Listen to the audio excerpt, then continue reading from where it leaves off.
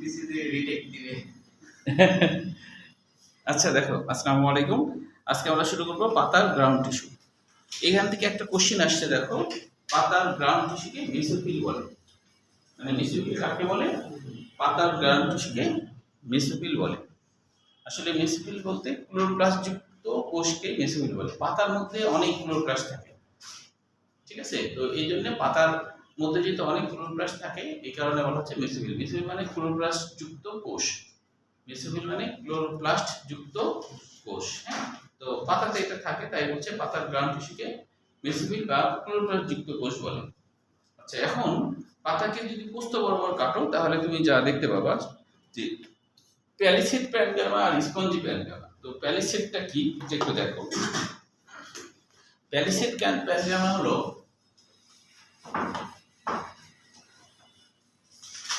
পাতাকে পোস্ত বরাবর কাটলে পাতার ভিতরে এরকম একটা কোষ থাকে, যারা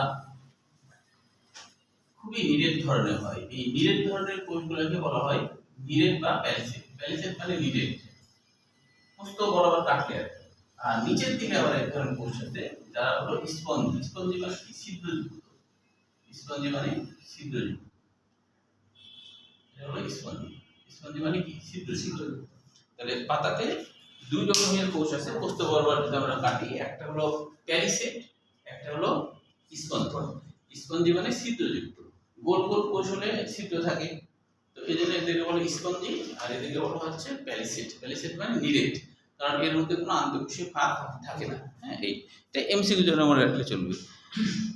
তারপরে দেখো যে প্যালিসেড প্যারেনকাইমা কোষগুলো ঘন সন্নিবিষ্ট, লম্বাভাবে বিন্যস্ত। স্পঞ্জি প্যারেনকাইমা কোষগুলো প্রধানত অনিয়ত, ডিম্বাকার বা এগুলো আসে না পরীক্ষা অবশ্য। হ্যাঁ, শুধু হচ্ছে লাস্টের লাইনটা মনে রাখবা, সমাঙ্গপিষ্ট পাতায় মেসোফিল টিস্যু শুধু এক ধরনের প্যারেনকাইমা টিস্যু, হয় স্পঞ্জি না হলে প্যালিসেড। সমাঙ্গপিষ্ট মানে কি? দুই পৃষ্ঠাই সমান। পাতাটা যদি দুই পৃষ্ঠাই সমান হয়, এই পাশে যেমন এই পাশেও একই রকম, বুঝছো? পাতা কিন্তু দুই পাশে দুই রকম হয়। তো যদি একই রকম হয় সমাঙ্গপিষ্ট, সেই ক্ষেত্রে একই রকমের কোষ থাকবে, হয় প্যালিসেড আর না হলে স্পঞ্জি। আচ্ছা, তাহলে এবার আমরা চলে আসি এখান থেকে কিছু কোশ্চেন আসছে, একটু লিখে নাও। দেখো, এখান থেকে কোশ্চেন আসছে অ্যাডমিশনে। কোনটি প্যারেনকাইমার বৈশিষ্ট্য? এখানে প্যারেনকাইমার কথা আছে না? কোনটি প্যারেনকাইমার বৈশিষ্ট্য? Medical pass, dental 22। Medical pass, dental 22। কোনটি প্যারেনকাইমার বৈশিষ্ট্য? Medical pass, dental 22। এরপরে আরেকটা কোশ্চেন অন্য বইয়ে ছিল, নলাকার প্যারেনকাইমার কোষ দিয়ে নিম্নের কোনটি গঠিত? নলাকার প্যারেনকাইমার কোষ দিয়ে নিম্নের কোনটি গঠিত? নিম্নত্বক। নিম্নত্বকে নলাকার প্যারেনকাইমা থাকে। নিম্নত্বকে নলাকার প্যারেনকাইমা থাকে। এটা আসছিল হলো মেডিকেল 10 সালে। অন্য বইয়ের কোশ্চেন, এটা আলাদা বই আছে। নলাকার প্যারেনকাইমা কোষ দিয়ে নিম্নের কোনটি গঠিত? নিম্নত্বক গঠিত। নিম্নত্বকে নলাকার প্যারেনকাইমা কোষ থাকে। মেডিকেল 10 সালে আসছে।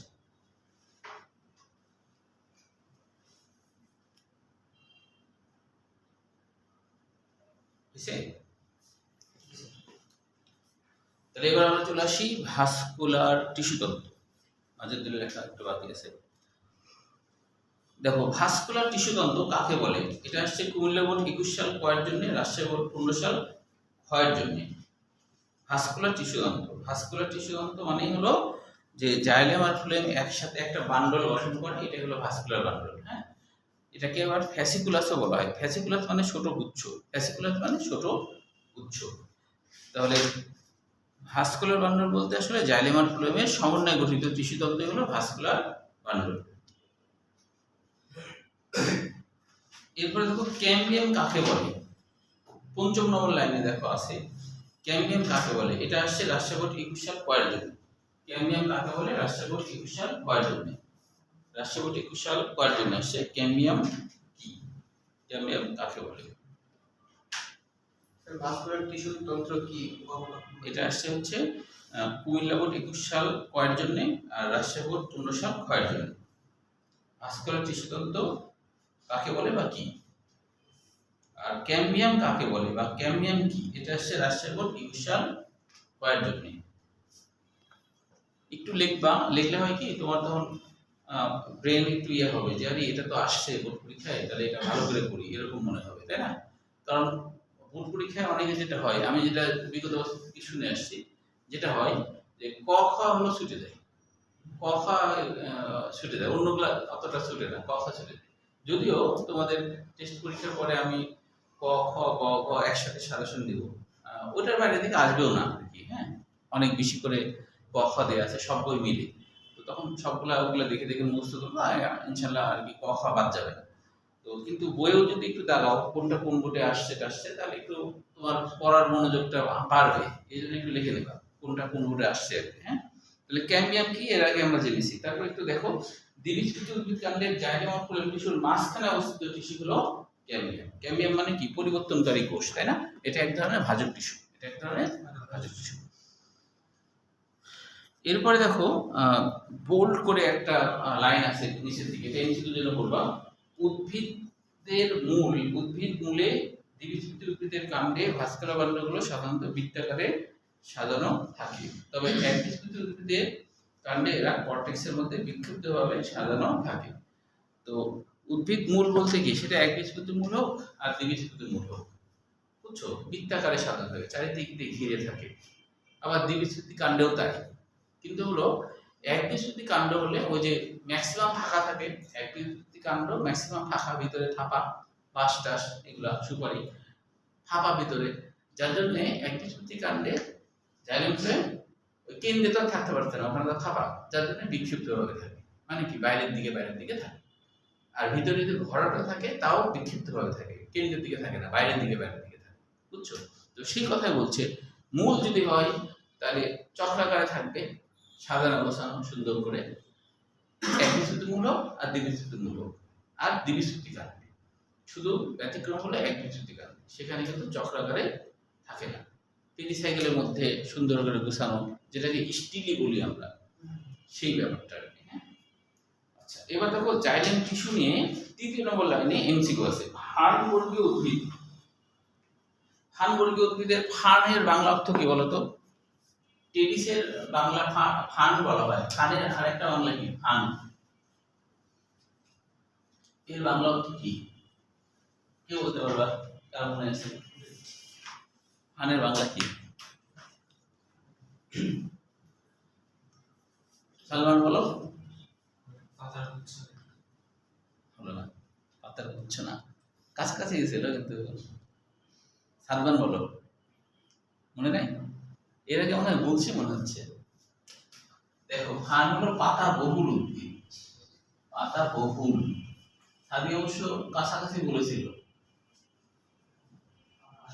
পাতার গুচ্ছ বলছিলাম, পাতা বহুল উদ্ভিদ। কেন? কারণ ফার্ন গাছটা কাণ্ড খুবই সরু হয়, ধরো এইটুকু হলো কাণ্ড, তারপর মনে করো মধ্যশিরা শুরু, এখানে ধরো মূল আছে, গুচ্ছ মূল থাকে এদের, আর এইখানে খালি পাতায় দেখো, তাহলে কি ডাল তো ছোট, তাহলে পাতাই তো বেশি, এদের নাম হলো পাতা বহুল উদ্ভিদ। এদের নাম কি? পাতা বহুল উদ্ভিদ, পাতা বহুল উদ্ভিদ। হ্যাঁ, এদের এইটুকু ধরো কাণ্ড, আর গোড়াটাই কি? পাতা, ওই জন্য নাম হয়েছে ফার্ন বা পাতা বহুল উদ্ভিদ, ফার্ন বা পাতা বহুল উদ্ভিদ, বুঝতে পারছো? আচ্ছা, ফার্নবর্গীয় উদ্ভিদ এবং নগ্নবীজী উদ্ভিদে জাইলেম টিস্যুতে ভেসেল থাকে না, এটা মনে রাখতে হবে। ভেসেল বলতে নল বোঝায়, নলাকার কোষ, নল, ভেসেল। নগ্নবীজী নেটামে সরলবর্তী ভেসেল থাকে। ভেসেল আবৃত উদ্ভিদের বৈশিষ্ট্য হলেও এই 4টা মনে রাখতে হবে: অন্টারেসি, উইন্টারেসি, তারপর হলো টেট্টা সেন্ট্রাসি, তারপর হলো ট্রোকোডেন্ড্রাসি গোত্রের উদ্ভিদে ভেসেল থাকে না। এই 4টা মনে রাখতে হবে। এরপরে দেখো, প্রোটোজাইলেম কাকে বলে? এখানে ছোট্ট একটা কোশ্চেন, প্রোটোজাইলেম কাকে বলে? সরু গর্তযুক্ত ভেসেল কোষকে প্রোটোজাইলেম বলে।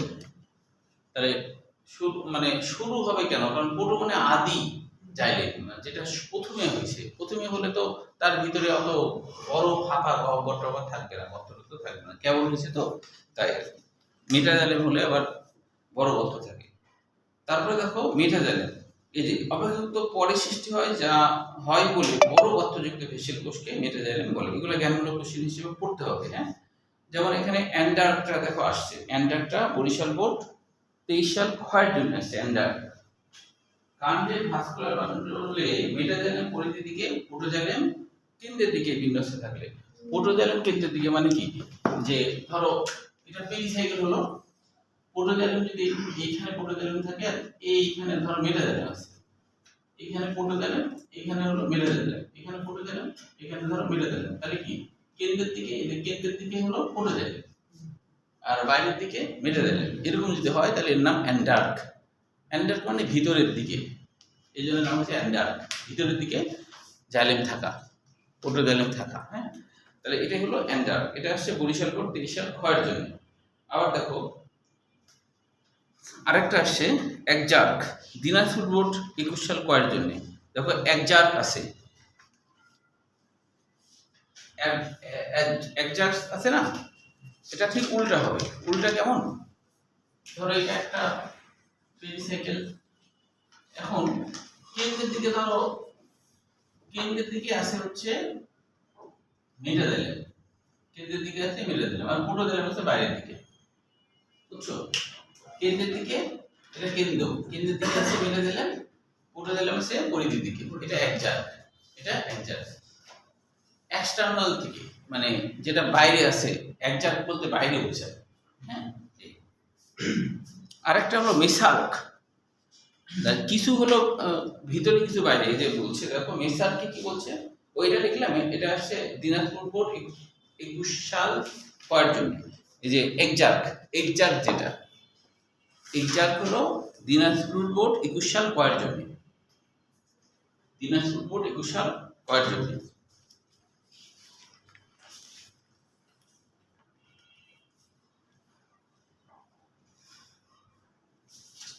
এবার দেখো মেসার্ক বলছে, মেসার্ক, মেসার্ক কি বলছে, যে পাতায় প্রোটোজাইলাম ও মেটাজাইলাম উভয় কেন্দ্র এবং পরিধি দুই দিকেই বিন্যস্ত থাকে, কিছু সংখ্যক কেন্দ্রের দিকে, কিছু সংখ্যক বাইরের দিকে, এরকম মিক্সচার হয়ে থাকা, এটাই হলো মেসার্ক। এটা যদিও আসেনি কিন্তু দিতেই পারে। হ্যাঁ, যেমন এখান থেকে কোশ্চেন আসছে অ্যাডমিশনে, রাজশাহী ইউনিভার্সিটি 24 সালে কি আসছে, মেসার্ক কোথায় দেখা যায়, উত্তর হলো পাতায়। মেসার্ক কোথায় দেখা যায়, উত্তর হলো পাতায়। এটা কিন্তু এই বই না, এটা লিখে নিতে হবে। মেসার্ক কোথায় দেখা যায়, উত্তর হলো পাতায়, রাজশাহী ইউনিভার্সিটি 24। যেহেতু এই বই নাই সেহেতু লিখতে হবে মেসার্ক কোথায় দেখা যায়, উত্তর হলো পাতায়, রাজশাহী ইউনিভার্সিটি 24।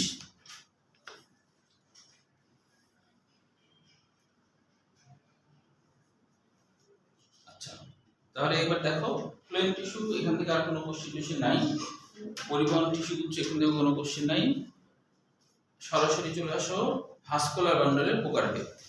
ভাস্কুলার বান্ডলের প্রকারভেদ, এটা যে কতবার আসছে বোর্ড পরীক্ষায়, এটাই বারবার দেয় ঘুরে ঘুরে। হ্যাঁ, অ্যাডমিশনের মধ্যে এখান থেকে কোশ্চেন হয় বেশি, কারণ এটা থেকে কোশ্চেন করা সহজ। হ্যাঁ, যেটা থেকে কোশ্চেন করা সহজ, তোমাকে কোশ্চেন করতে দিলে তুমি সেটাই করবা, কারণ এই যে সৃজনশীল বানাতে হয়, উদ্দীপক বানাতে হয়, তো তোমাকেও দায়িত্ব দিলে কিন্তু তুমি যেটা সহজ মনে করবা বানানো, ওইটাই তুমি দিবা, তাই কি না? যদি ওই যে সহজ না কঠিন করতে যায়, এবার কোশ্চেন ভুল করছে ফিজিক্সে, 7 নম্বরটা ভুল হয়ে গেছে, 6 নম্বর ভুল হয়নি, তবে হলো ইলজিক্যাল কোশ্চেন হয়ে গেছে, বুঝছো? কি অনুর ব্যাস টেস্ট নিয়ে আমি শুনলাম প্লাস আসছে মাইনাস এরকম না।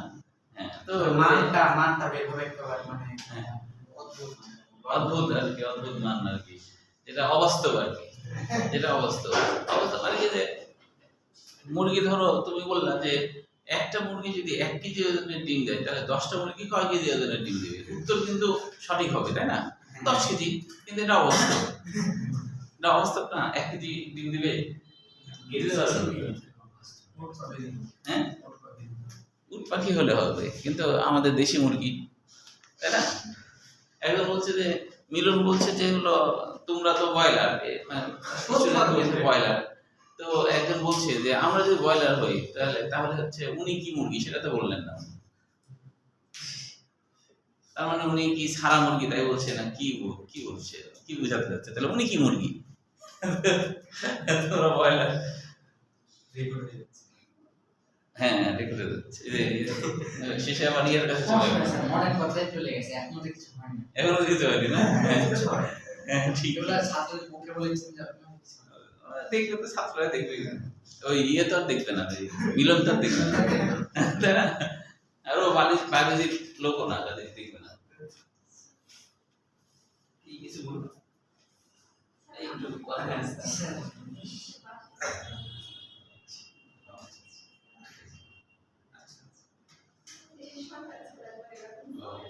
আচ্ছা ওই জন্য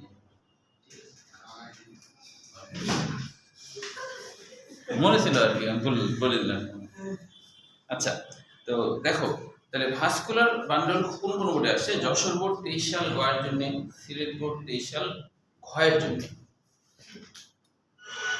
আচ্ছা লেখো মানে তাড়াতাড়ি বলতে লিখতে পারবে না যশোর বোর্ড 23 সাল গয়ের জন্য সিলেট বোর্ড 23 সাল ক্ষয়ের জন্য মানে 4 মার্কের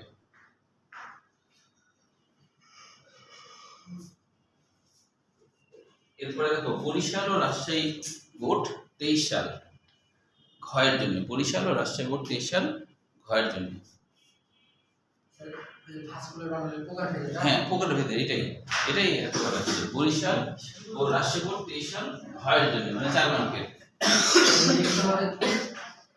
তারপর চট্টগ্রাম বোর্ড 23 সাল ক্ষয়ের জন্য সিলেট বোর্ড 23 সাল ক্ষয়ের জন্য খ মানে একটা আসছিল আর কি ওই জন্য হ্যাঁ তাহলে আগেরও আসছে আমি পয়েন্টগুলো লিখে গিয়েছিলেন অল্প করে বিস্তারিত হুম না এটা আসছে তো এখন কিভাবে আসছে আমি বলি যে কোনটা আসছে ছবি দিয়ে কোনটা আসছে তোমার উদাহরণ থেকে এইভাবে আচ্ছা এখন দেখো এটা খুবই গুরুত্বপূর্ণ কাজে আমার সাথে সাথে তোমরা এঁকে নিয়ে এটা করো যে প্রথম কথা হলো ভাস্কুলার বান্ডলের শ্রেণী বিন্যাসটা মনে রাখতে হবে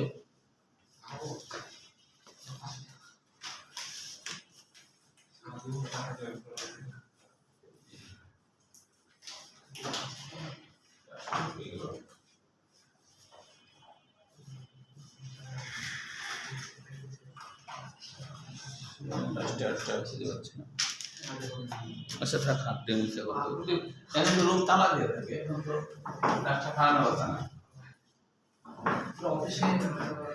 ভুল করে হ্যাঁ এটা কিন্তু বলে আচ্ছা দেখো যে ভাস্কুলার বান্ডল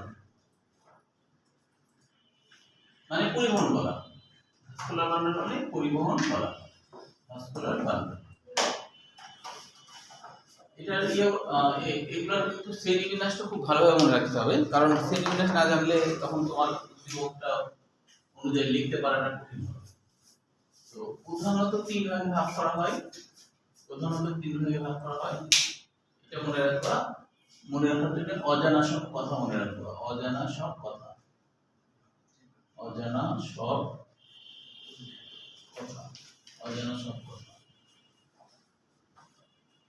তাহলে দেখো অতে কি হয় হ্যাঁ তাহলে অতে হয়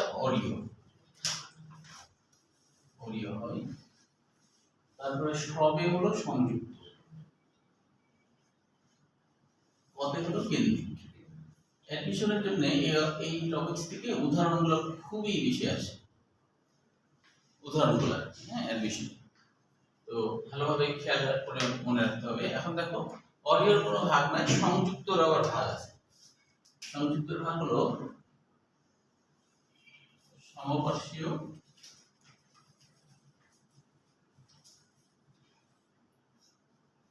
আর হলো সমদ্বিপার্শ্বীয়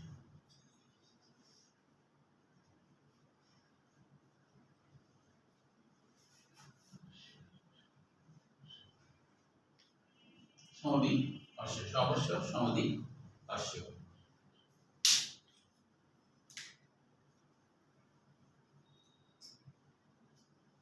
এখন দেখো সমপার্শ্বীয় এটার আবার ভাগ আছে মুক্ত সমপার্শ্বীয় বদ্ধ সমপার্শ্বীয় বদ্ধ সমপার্শ্বীয়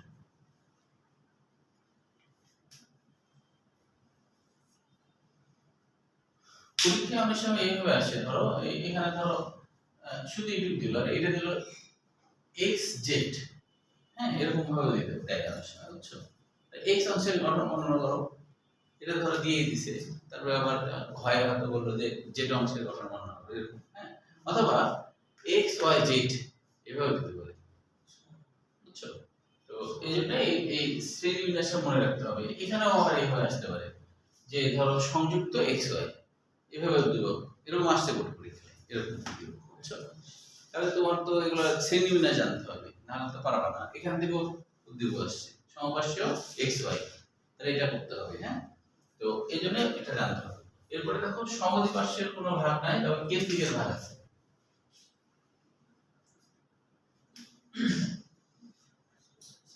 কেন্দ্রিক হলো হেটেরোসেন্ট্রিক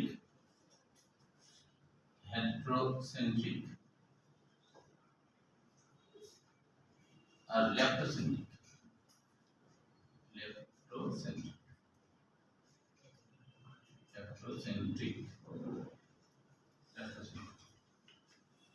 তো হেড্রো মানে আসলে কি পানি বোঝায় না, তাই না? হাইড্রো বা হেড্রো বলতে পানি বোঝায়। আর পানি তোলার কাজটা কি করে? জাইলেম করে। তাই এটা হলো জাইলেম কেন্দ্রিক। এটা হলো জাইলেম কেন্দ্রিক। এটা জাইলেম কেন্দ্রিক, এটা মনে রাখবা। এটা হলো জাইলেম কেন্দ্রিক। আর এটা হলো ফ্লোয়েম কেন্দ্রিক, ঠিক উল্টা হবে, ফ্লোয়েম কেন্দ্রিক। ফ্লোয়েম কেন্দ্রিক, ফ্লোয়েম কেন্দ্রিক। এখন ছবি দিয়ে ভালো বুঝবা, এখন ছবিটা আঁকবো, একে একে বুঝবা আর কি।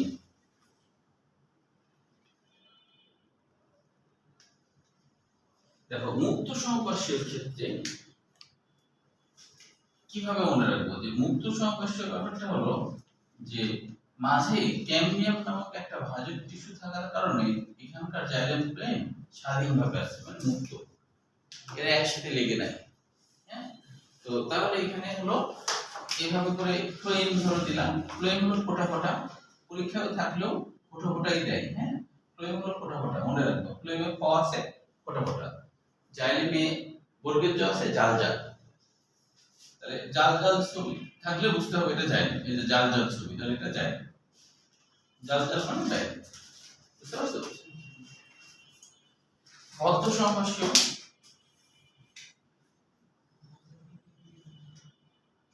বদ্ধ সমপার্শ্ব, বদ্ধ সমপার্শ্বের যেটা হয় সেটা হলো একটার সাথে একটা বদ্ধ হয়ে আছে, মানে লেগে আছে। এটা কি বললেন? কোনটা? এটা মাঝেরটা হলো ক্যাম্বিয়াম, মাঝেরটা হলো এই যে এটা, এই অংশটা হলো ক্যাম্বিয়াম, ক্যাম্বিয়াম, এটা হলো ক্যাম্বিয়াম। হ্যাঁ, আর এটা হচ্ছে ফ্লোয়েম, এটা হচ্ছে ফ্লোয়েম, ফোটা ফোটা ফ্লোয়েম, জাল জাল জাইলেম, জাল জাল জাইলেম।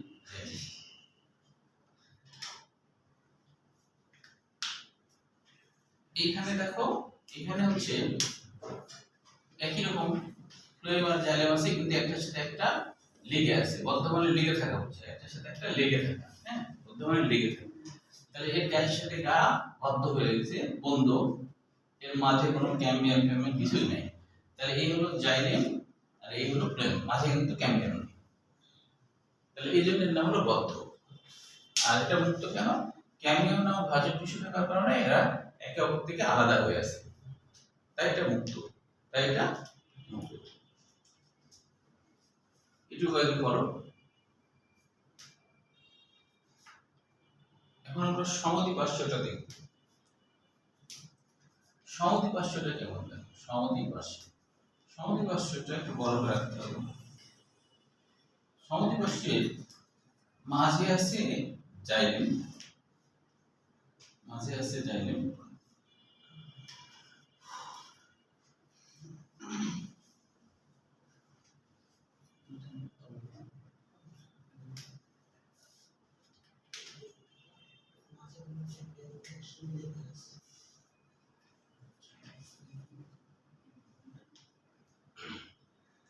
মাঝে জাইলেম, আর জাইলেমের উভয় পাশে ক্যাম্বিয়াম, উভয় পাশে ক্যাম্বিয়াম।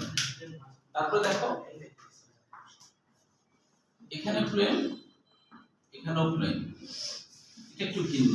এই জন্য এর নাম হলো, এটা কিন্তু জাল জাল হবে না, ফোটা ফোটা। এই কারণে এর নাম হলো সমদ্বিপার্শ্ব। কেন? যে সমানভাবে দুই পাশেই ফ্লোয়েম আছে, সমানভাবে দুই পাশেই ফ্লোয়েম আছে, সমানভাবে দুই পাশেই ফ্লোয়েম আছে, এই জন্য সমদ্বি পার্শ্বীয় নাম দিয়েছে।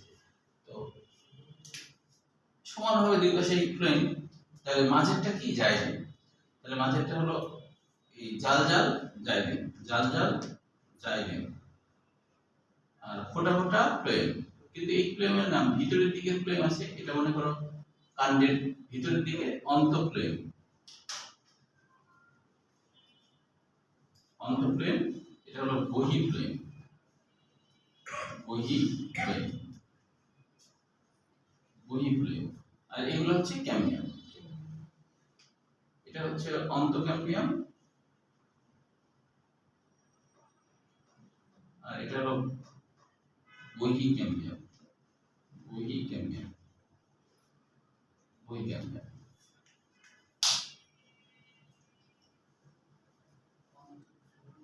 হ্যাঁ, অন্তঃফ্লোয়েম মানে ভিতরের দিকে ফ্লোয়েম, অন্তঃফ্লোয়েম মানে ভিতরের দিকে ফ্লোয়েম।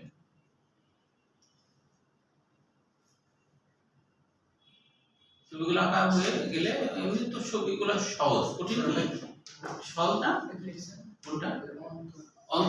অন্তঃফ্লোয়েম, অন্তঃক্যাম্বিয়াম, বহিঃক্যাম্বিয়াম, আর মাঝেরটা জাইলেম। বোর্ড পরীক্ষায় সাধারণভাবে সহজ সহজ কোশ্চেনই আসে, কিন্তু হ্যাঁ বোর্ড পরীক্ষা খুব কঠিন আসে না। এবার ধরো ফিজিক্সের ফার্স্ট পার্টটা খুব কঠিন করছে,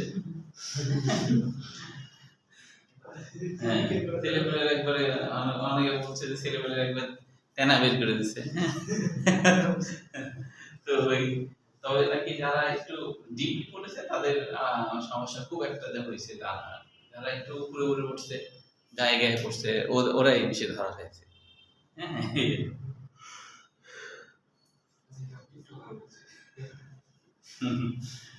হয়েছে এটুকু। তাহলে এবার দেখো, এবার আমরা হ্যাড্রোসেন্ট্রিক, আশা করি এটা ক্লাসে পড়া হয়ে যাবে। তাহলে বইয়ে আমরা দেখবো হচ্ছে এমসিকিউ জন্য, এমসিকিউ জন্য কিভাবে মনে রাখতে হয় ওই টেকনিকগুলো দেখবো, কারণ অ্যাডমিশনে এখান থেকে অনেক কোশ্চেন হয়, বেশ কঠিন কঠিন কোশ্চেন হয় অ্যাডমিশনে, মানে ওই উদাহরণগুলো মনে রাখা একটু কঠিন হয়। দেখো হ্যাড্রোসেন্ট্রিক, হ্যাড্রো মানে জাইলেম, জাইলেম কেন্দ্রিক। যদি জাইলেমের বাইরের দিকে ফ্লোয়েম থাকে, জাইলেমের বাইরের দিকে ফ্লোয়েম,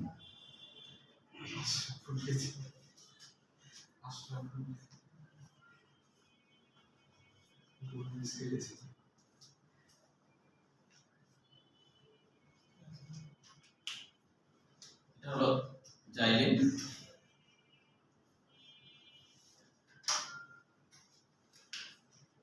এটা হচ্ছে ফ্লোয়েম।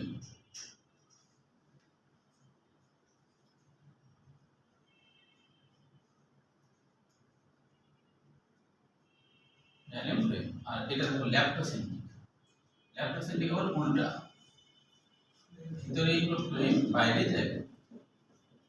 পরে আমি আরেকবার বোঝাবো তোমাদের, তাহলে ক্লিয়ার হয়ে যাবে।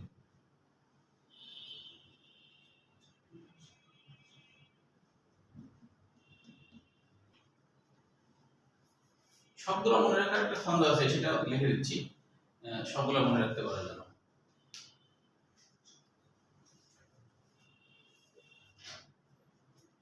তাহলে এটা আবার উল্টা হবে, এটা হচ্ছে ভিতরে ফ্লোয়েম, এটা হচ্ছে ভিতরে ফ্লোয়েম, ভিতরে ফ্লোয়েম, আর বাইরে হলো জাইলেম, বাইরে হচ্ছে জাইলেম, ভিতরে হলো বাইরে জাইলেম।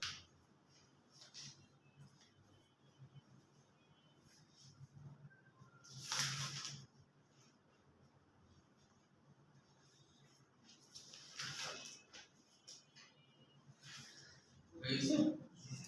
আচ্ছা, আর একটা আছে, এটা শেষ করি তারপরে জানলে বোঝাই। যে অরিও, দেখো অরিওটা খুবই সহজ। কেন নাম অরিও হলো, যে অরিও নাম এই কারণে হয়েছে যে যখন কোনো গাছের কাণ্ডে জাইলেম ফ্লোয়েম একসাথে না থেকে লম্ব অক্ষ বরাবর থাকে, জাইলেমও লম্ব অক্ষ বরাবর, ফ্লোয়েমও লম্ব অক্ষ বরাবর থাকে, তখন এটা অরিও।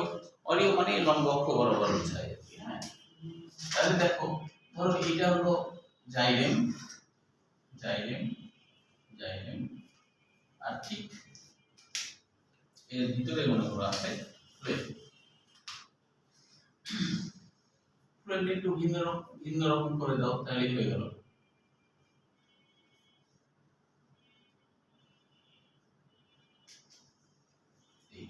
তাহলে দেখো, এটা যদি আমি কেন্দ্র ধরি, কেন্দ্র থেকে এটা লম্ব, কেন্দ্র থেকে এটা লম্ব, কেন্দ্র থেকে এটা লম্ব, কেন্দ্র থেকে এটা লম্ব, এটা লম্ব, এটাও লম্ব, এটাও লম্ব, কেন্দ্র থেকে সবাই লম্ব না, লম্ব বরাবর আছে না, তাহলে এটা অরিয়।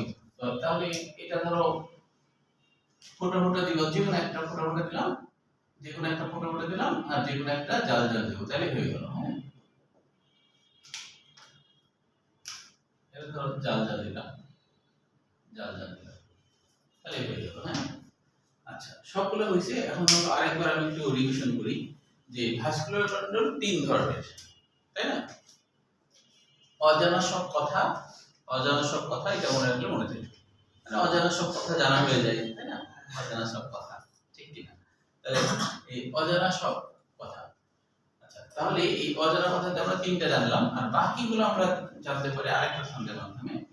সেটা বানাইছিলাম এরকম যে সমসম মুখে বলে,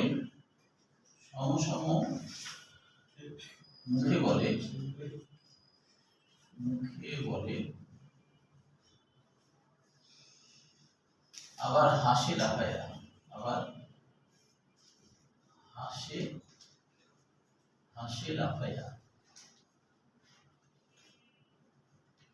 ভুলে গেলে ছন্দ মনে রাখতে হবে। কারণ দেখো, সম মানে সমপার্শ্ব, পরে সম মানে সমদ্বিপার্শ্ব, মুখে হলো মুক্ত সমপার্শ্ব, বলে হলো বদ্ধ সমপার্শ্ব, আবার হলো জিরো, হাসি হলো হেড্রোসেন্ট্রিক, লাফায়া হলো ল্যাটোসেন্ট্রিক। মানে কোনো একটা হিন্দু, সে হলো মুখে সমসম করতেছে আর হাসছে লাফাচ্ছে, তো বলছে যে মুখে সমসম বলে আর হাসি আর লাফায়, এটা আবার কেমন কথা? সম মানে ওদের কোনো দেবতার নাম আছে, হ্যাঁ, সম হলো দেবতা। তো হিন্দুরা থাকলে অবশ্য বুঝতো যে এটা দেবতা। আচ্ছা, তাহলে হচ্ছে এটা দিয়ে এগুলো মনে রাখতে। এখন আরেকবার আমি বলি, সংযুক্তকে দুই ভাগে ভাগ করা হয়। সংযুক্ত নাম কেন হলো? জাইলেম আর ফ্লোয়েম একই ব্যাসার্ধে সংযুক্ত, একই ব্যাসের মধ্যে সংযুক্ত হয়ে আছে, এই জন্য এর নাম সংযুক্ত। কিন্তু এই সংযুক্ততার ধরনটা আবার ভিন্ন রকম, সংযুক্ত ধরন ভিন্ন। যেমন একটা মুক্ত সমপার্শ্ব। কেন মুক্ত সমপার্শ্ব? যে ক্যাডমিয়াম নামক ভাজক থাকার কারণে এরা একে অপর থেকে মুক্ত, স্বাধীন, তাই না?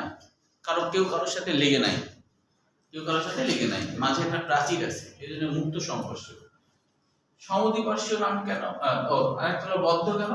একটার সাথে একটা গায়ের সাথে গা লেগে আছে, বন্ধ হয়ে আছে, এর মাঝে কোনো প্রাচীর নাই, ক্যাম্বিয়াম নাই, তাই এটা হলো বদ্ধ সংঘর্ষ। সমদ্বিপার্শ্ব নাম কেন হলো? কারণ দেখো, সমানভাবে দুই পাশে ফ্লোয়েম আছে, এই জন্য নাম হচ্ছে সমদ্বিপার্শ্ব। মাঝে হলো জাইলেমের দুই পাশে আবার ক্যামিয়াম আছে, জাইলেমের দুই পাশে কি আছে? ক্যামিয়াম আছে। এরপরে দেখো অ্যাড্রোসেন্ট্রিক, কেন্দ্রিক। কেন কেন্দ্রিক? কেন্দ্রে থাকছে তাই কেন্দ্রিক। একটা কেন্দ্রে যদি জাইলেম থাকে, তার বাইরের দিকে থাকে, পরিধির দিকে থাকে ফ্লোয়েম, তাই না? তাহলে যখন জাইলেম দিকে থাকে তখন এর নাম হয় হ্যাড্রোসেন্ট্রিক। হ্যাড্রো মানে জাইলেম বোঝায়, জল পরিবহন করে যে, তাহলে জাইলেম কেন্দ্রিক। আর ল্যাক্টোকেন্দ্রিক মানে কি? ফ্লোয়েম কেন্দ্রিক। যখন বাইরে ফ্লোয়েম, যখন ভিতরে ফ্লোয়েম, বাইরে জাইলেম, তখন হচ্ছে এর নাম হয়ে যাচ্ছে কি? ফ্লোয়েম কেন্দ্রিক বা ল্যাক্টোকেন্দ্রিক। তুমি ইংরেজি বলে গেলেও বাংলা লিখলেও কোনো সমস্যা নাই, বাংলাও লিখতে পারো, সমস্যা নাই, ঠিক আছে? আর দুইটা লেখার দরকার নেই, হ্যাড্রোসেন্ট্রিক দিলে এখানে ব্র্যাকেট আর এটা লিখতে হবে না, বুঝতে পারছো? এটা সময় নষ্ট। তুমি এটা দিবা, ছবি এরকম সহজ ছবি আসবে, তাহলে ভুলবা। আর এখান থেকে যেহেতু বোর্ড পরীক্ষায় বেশি কোশ্চেন আছে, এই অধ্যায়ের মধ্যে সবথেকে বেশি ইম্পর্টেন্ট কোশ্চেন কিন্তু এটা। একটু কঠিন কোশ্চেন করলে অন্যগুলা, এটা হলো সবথেকে সহজ। এটাকে বুঝতে কোনো কঠিন আছে? তুমি কিন্তু ছবি দেখে বানায় লিখতে পারবে না, কোথায় কিভাবে আছে বানায় লেখা যাবে, তাই কি না? আচ্ছা, তো এখন হচ্ছে যে